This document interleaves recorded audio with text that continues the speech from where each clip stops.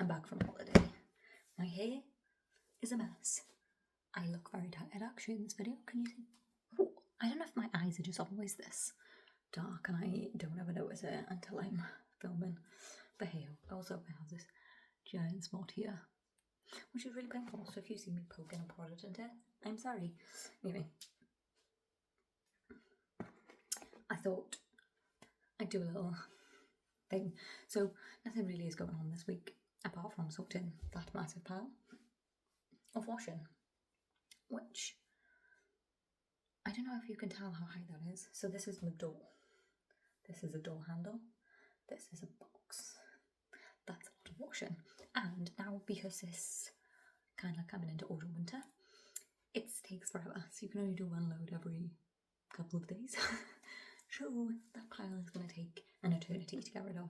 But anyway, back from holiday, I went to Australia for just over 2 weeks, and I thought I'd drop in some videos of the bits that I did capture. I didn't really take too many videos because I was just having fun, if I'm completely honest. So I wrote down a list of things that I've captured and that I can slot in and talk over.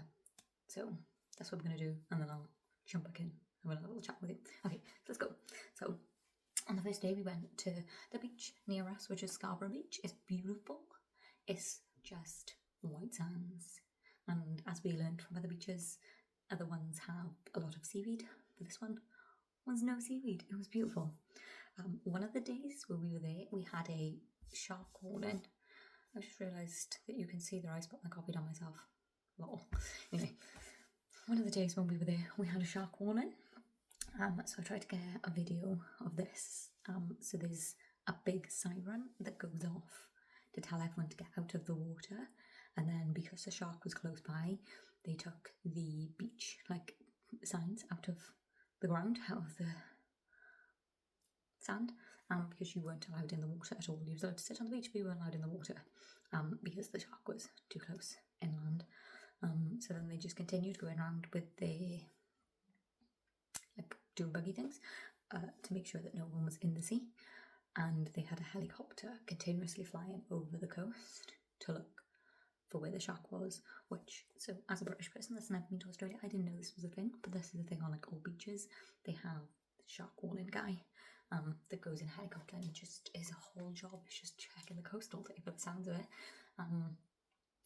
So I started following a group on Facebook, and the amount of sharks that actually are noted in the current time in Australia is mental. Also, in the news yesterday, so today is the 29th of October, in the news yesterday there was a bunch of sharks in the Northern Territory, and they were so close to land, you could stand and stroke them.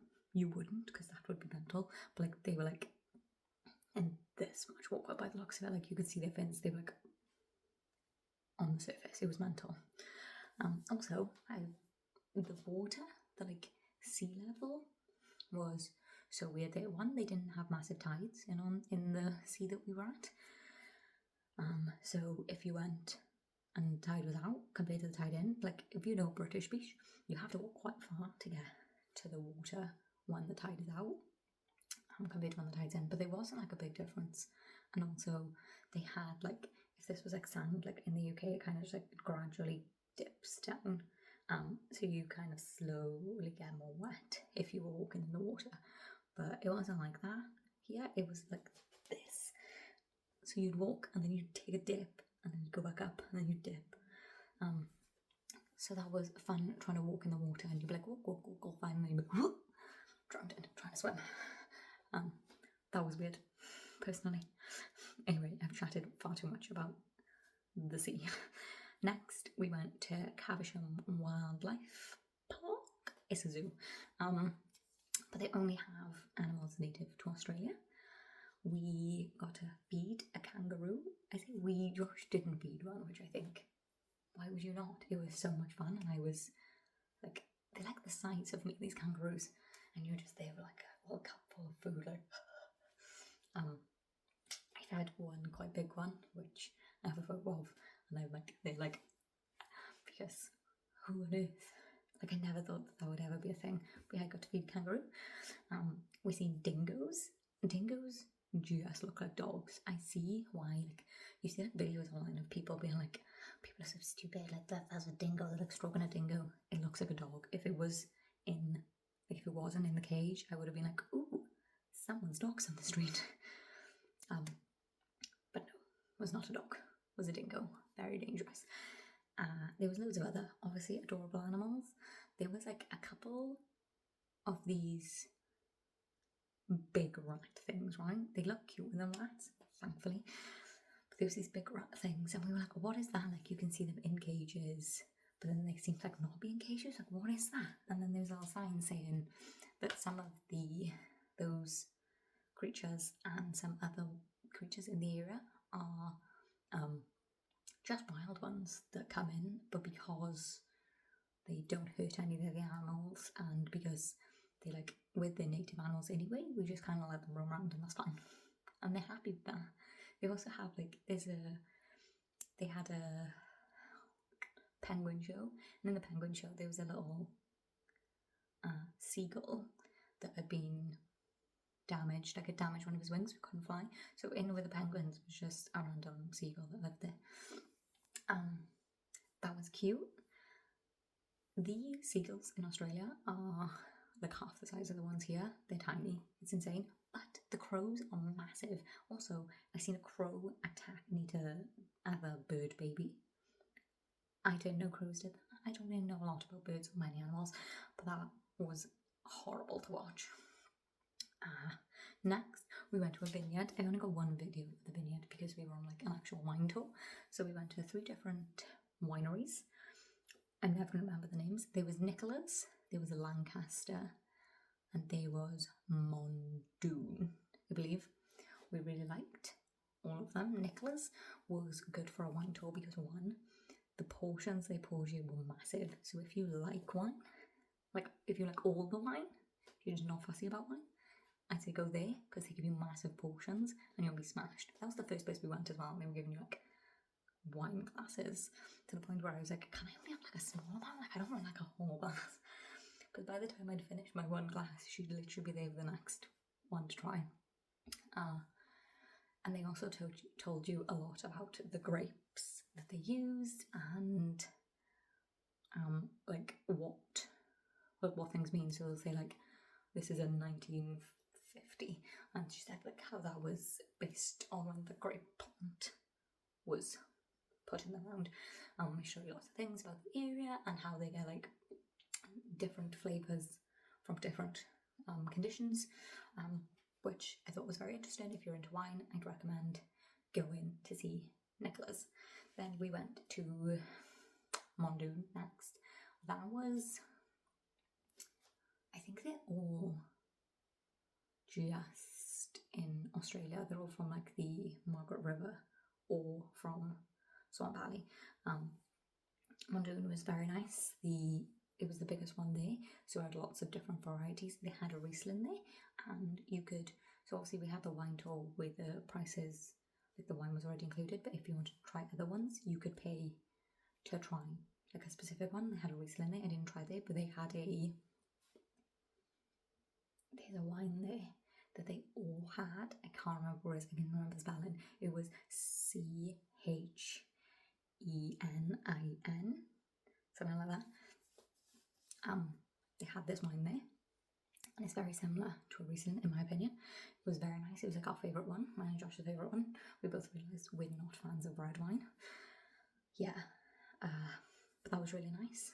If we were staying in Australia, I'd be more inclined to buy a bottle, but there was no point to get it shipped.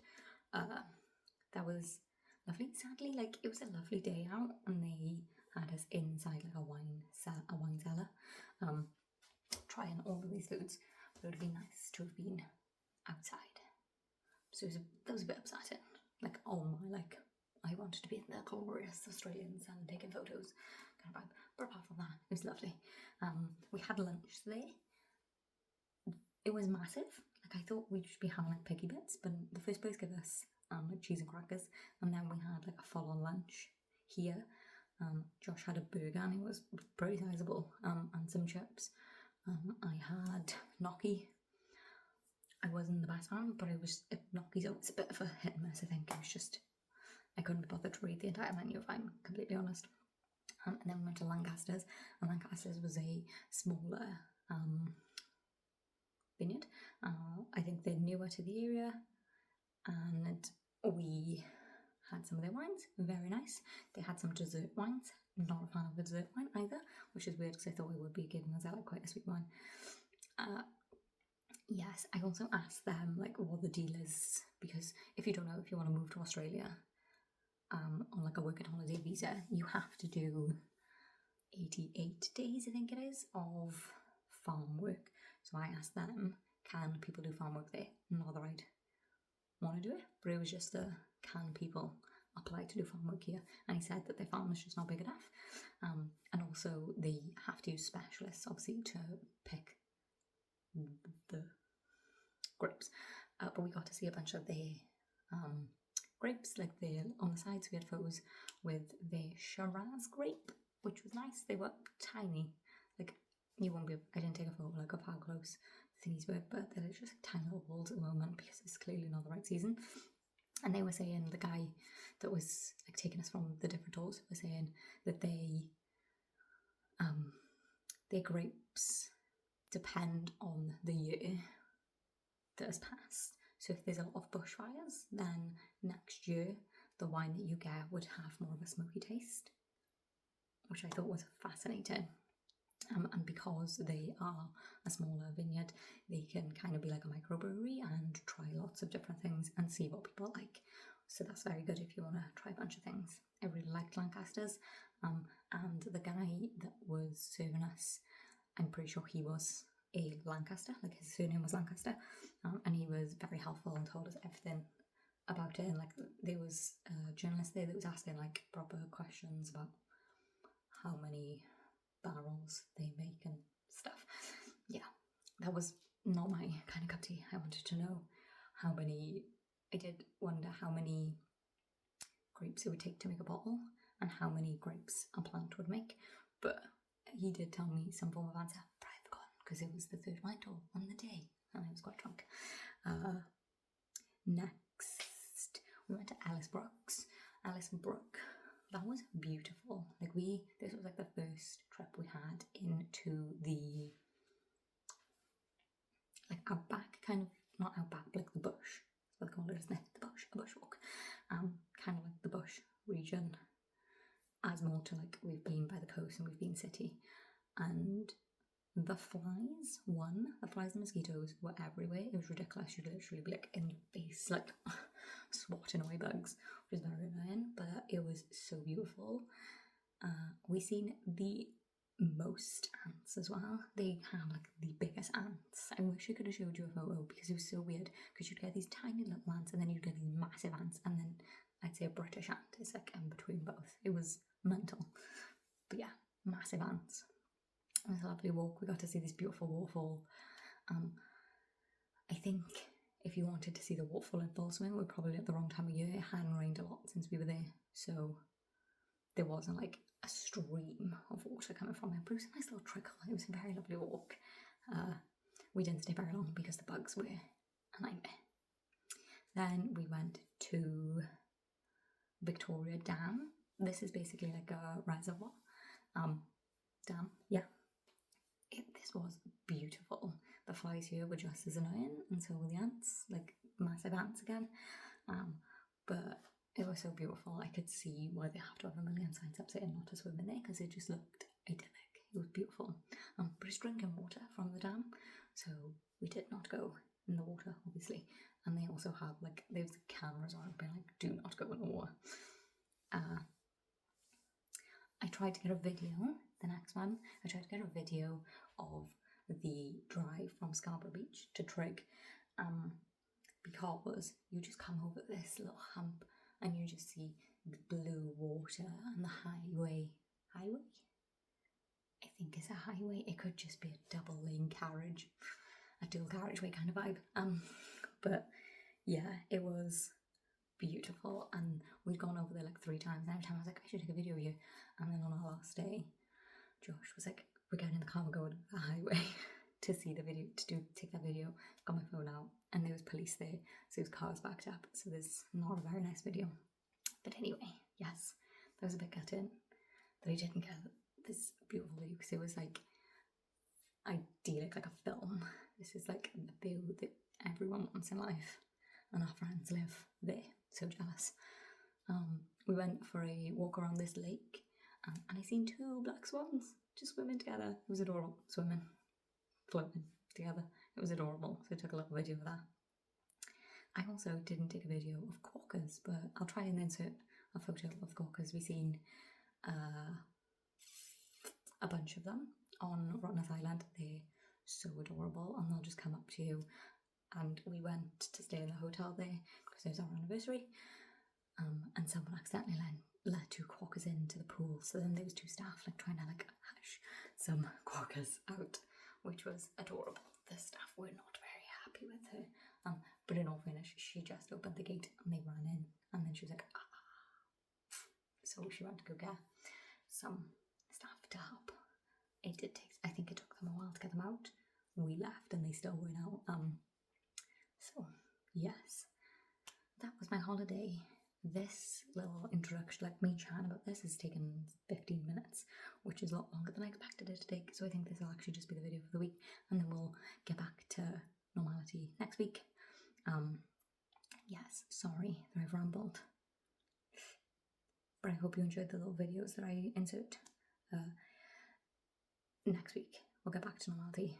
Probably do a little video of me trying to clean. Sorry. Thanks for watching my videos as well. I really appreciate it. It means a lot to me. If you could like and subscribe and all that stuff, that would mean a lot as well. Okay, see you next week for a better video. Goodbye.